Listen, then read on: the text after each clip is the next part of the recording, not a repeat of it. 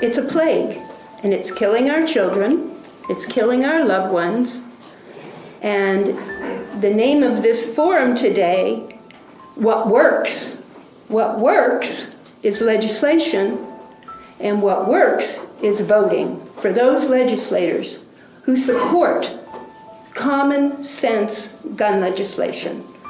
That's what works.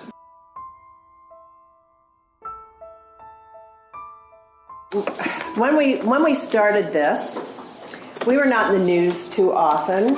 Every so often something would happen, and then, we'd have a little bit of a meeting and people would support us, and then something else would happen, and then we were quiet for a while, and then something else would happen, and unfortunately just in the past 6 months we've been in the news continuously. But what we do with the Brady campaign is try to get people involved and to really understand that as a group sitting in this room, we are not going to change anything. But what will change is if we get the right legislators in Congress to be able to vote the right way for gun legislation. Trying to get it past Congress with a Republican Congress is just not going to happen. And the laws just keep getting less and less and fewer. So with that, though, I would really like to hand this over to Bob, because his story is the most moving and will have the most effect on anything that we have to say today. My name is Bob Weiss. I'm here with my wife Colleen today, and we're gun violence survivors. Our story began just a little over 4 years ago, going into the Memorial Day weekend. We had big plans for the weekend, barbecues, parties, going up to pick my daughter up at school and have her home for the 3-day weekend. And we just had a quiet night at home, watched the baseball game on TV, and kind of fell asleep watching the baseball game when at about 10:30 or 11 o'clock the phone rang. It was one of Veronica's sorority sisters up at UC Santa Barbara. She said that there had been some gunshots fired up there, and they were just checking in to make sure that all the girls were accounted for, and they hadn't been able to reach Veronica yet. So she was calling to see if we had heard from Veronica, and we hadn't. And we hadn't heard anything about this gun activity either. We got in the car and drove up to Santa Barbara to see what we could find out, because we couldn't reach Veronica by phone.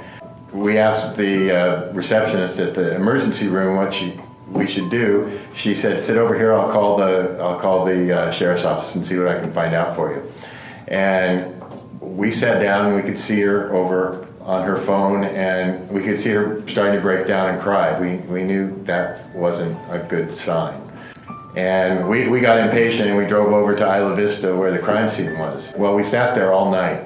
We sat there from midnight until probably 7 o'clock in the morning, when a sheriff came over and asked us to come with him over to the, I guess it was the Episcopal Church over in Isla Vista. We went a few blocks over there, and of course, things are looking worse and worse.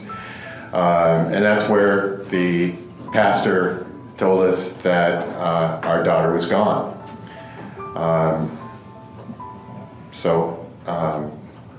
After that, we pulled ourselves together and went home to our two sons, who had been calling us all night in the car, sitting in the parking lot, trying to get any information. They must have called us every 15 minutes to find out about their sister. So we went home and began to deal with the tragedy that we were just struck by. We turned on the TV, and CNN and MSNBC and the local TV stations were all covering the story. It wasn't long before they all had vans out in front of our house and were ringing the doorbell, seeing if anyone would come out and talk to them. At that point, I didn't feel much like talking, but as the day wore on, I saw another one of the parents, Richard Martinez, got up and spoke at the press conference up at the sheriff's office in Isla Vista.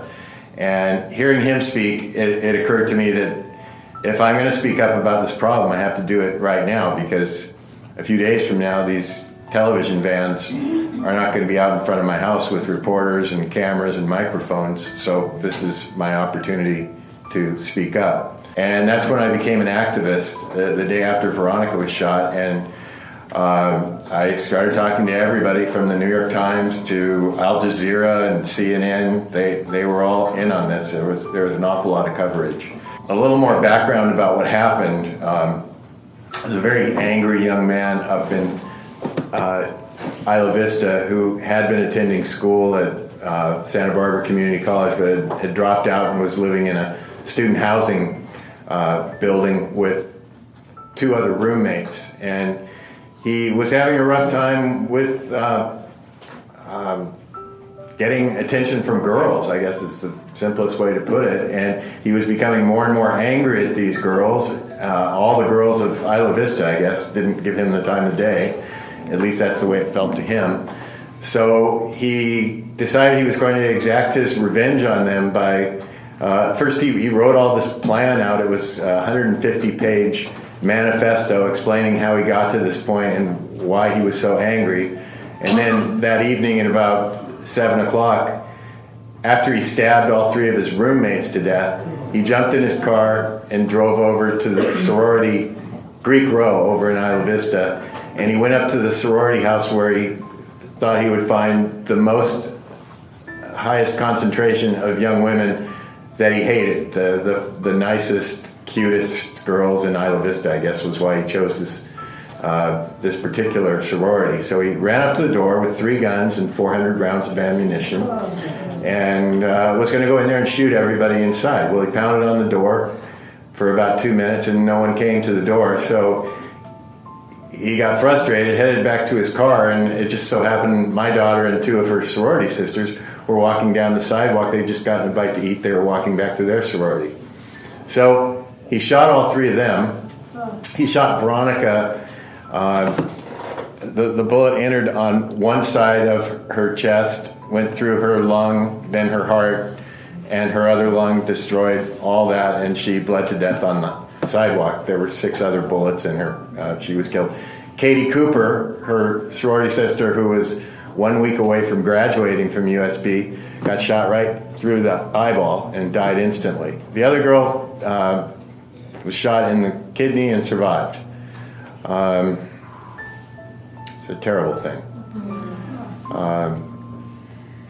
That's how I became an activist. And since then, there's been no end of speaking opportunities to tell my story and to become affiliated with other organizations and to meet other survivors. I'm now good friends with people whose kids were killed in Aurora, in Sandy Hook. I went to the Sandy Hook Vigil in D.C. this year.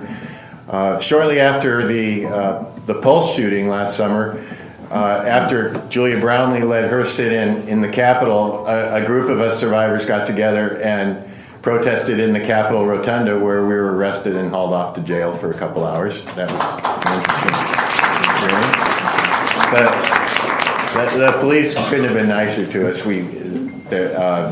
They do this all the time, and they give us like 3 warnings, and then they cart us off to their little place and tie us up, and we have to throw $50 of bail, and then we're back on the street again. It's been very heartening to see the response and the increasing awareness among people about gun violence, but it goes in kind of a cycle. You have something like Isla Vista, and it spikes up, and this is just my theory. People are fascinated and curious about the killer and what happened and all that, and for the next 2 or 3 days, it's what people talk about. But then after a few days, they've heard all they want to hear about it, and they pretty much block it out of their minds, and they don't want to think about it anymore. And they sort of pretend like, oh, this was terrible and it'll never happen again, until it does, and it happens again and again. I work with an organization that helps out victims of shootings. I was in Orlando 2 years ago, right after it happened, meeting with the families, consoling them, and talking to government officials there about all the funds that come pouring in from people like us around the country who donate to help out the families. A lot of that money just disappears. In fact, the folks in Aurora, there was $30 million raised there, and they didn't see a dime of it.